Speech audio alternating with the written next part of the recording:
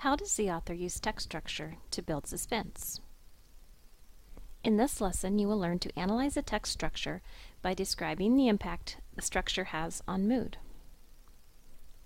Let's review. The text we're reading is The Great Escape from Slavery of Ellen and William Craft by Marion Smith Holmes. This is an informational text which tells the story of William and Ellen Craft in the unusual way in which they escaped from slavery. We know that with informational text, authors choose structures to organize the information. Remember that text structure is how information is organized. The structure an author chooses depends upon the information they want the reader to understand. The four main structures an author might choose are chronological, comparison, problem and solution, or cause and effect. Here's the steps we'll follow. First, I'll ask, how is this text structured? And next, I'll ask, why did the author choose this particular structure? And last, I'll determine, how does the structure impact the mood? So here's my question. How does the author use text structure to build suspense? First, I'm going to have to figure out what structure the author used. So let's take a closer look at this paragraph in the introduction. It was William who came up with the scheme to hide in plain sight, but ultimately it was Ellen who convincingly masked her race, her gender, and her social status during their 4-day trip. Well, the author tells us here that this story is going to be about William and Ellen's 4-day journey to escape slavery.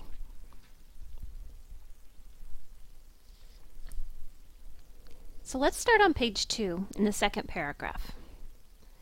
Pondering various escape plans, William, knowing that slaveholders could take their slaves to any state, slave or free, hit upon the idea of fair-complexioned Ellen passing herself off as his master. Well, since the author chose to start with the planning of the escape, it seems to me that she's going to reveal how the journey went just a little at a time. So as I read through the paragraphs, I'll start noting the events the author reveals on a timeline.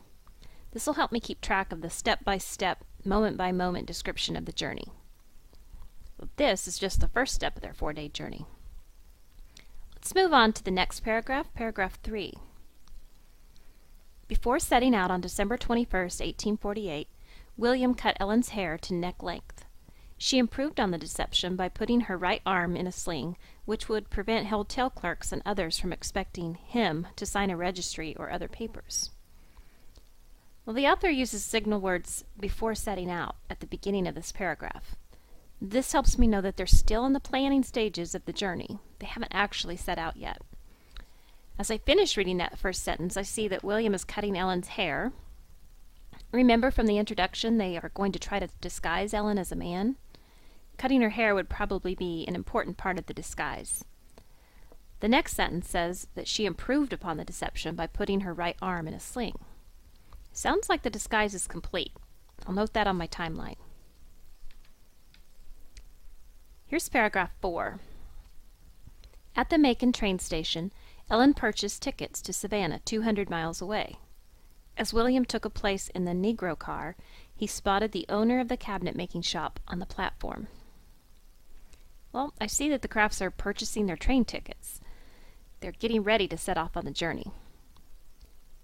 So the author seems to be giving this information in time order, or the chronological structure.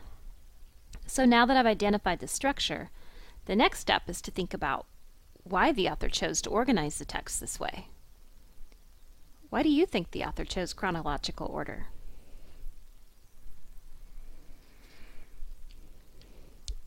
As I think back over what we've read so far, the chronological structure was probably a good choice since this story is about a journey. Using this structure allows the author to tell us the story from the beginning to the end. The reader can really experience the journey moment by moment with the Crafts, from planning the escape, to preparing Ellen's disguise, to actually getting on the train, and eventually arriving at the destination. Now that I know why the author chose the chronological structure, I can move on to determining how this structure impacts the mood of the text.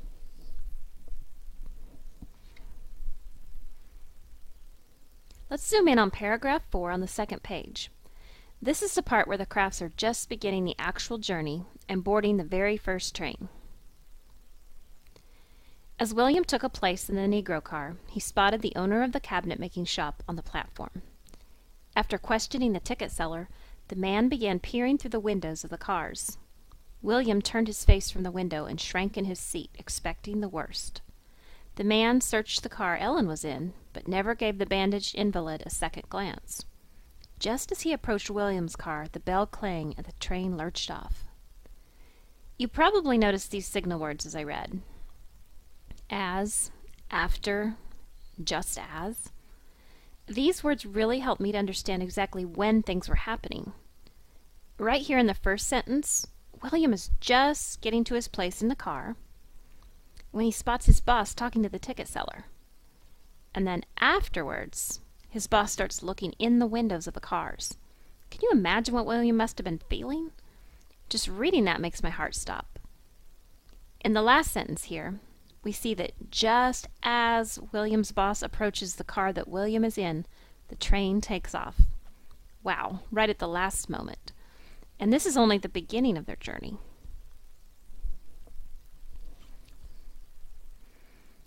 The author's use of signal words helped give me a sense of exactly when things were happening. Here are a few examples from the text. Just then, suddenly, upon their arrival, at the last stop, as, before setting out, at last, the next morning. When the author uses these types of words and phrases, I feel like I'm right there with the Crafts waiting for what's going to happen next. These signal words really add to the suspense. For example, words like just then and suddenly express to the reader that this is something that took the Crafts by surprise. These words helped me to feel like I was experiencing the same feelings that the Crafts must have felt at that moment. But I think there's another piece to how the author uses the structure to build suspense. We just looked at one paragraph, but the structure continues throughout the article. Let's look at page 3. In each paragraph, the author reveals the next step of their journey. This type of structure keeps us, the reader, wondering what will happen next. In this text, with each paragraph we read, we are left wondering if the Crafts are going to make it to freedom without being caught. There seems to be danger in every paragraph. In the first paragraph, Ellen recognizes the man sitting next to her as a friend of her master who had known Ellen for years. In the next paragraph, a slave trader offers to buy William and take him to the Deep South.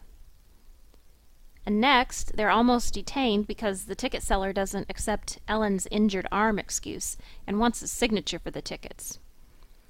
In the last paragraph on this page, they're actually asked to leave the train to verify William's ownership. The suspense is building with each bit of information that the author reveals. So to answer our focus question, how does the author use text structure to build suspense? Let's put all of our ideas together.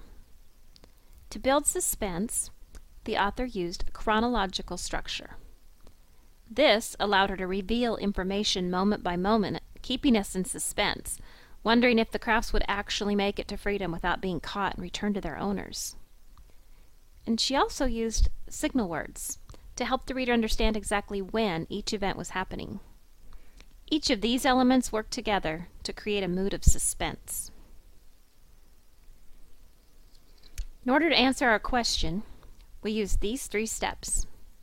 First, we asked, how is this text structured? And next, we asked, why did the author choose this structure? And last, we asked, how does this structure impact the mood? In this lesson, you have learned to analyze a text structure by describing the impact the structure has on mood.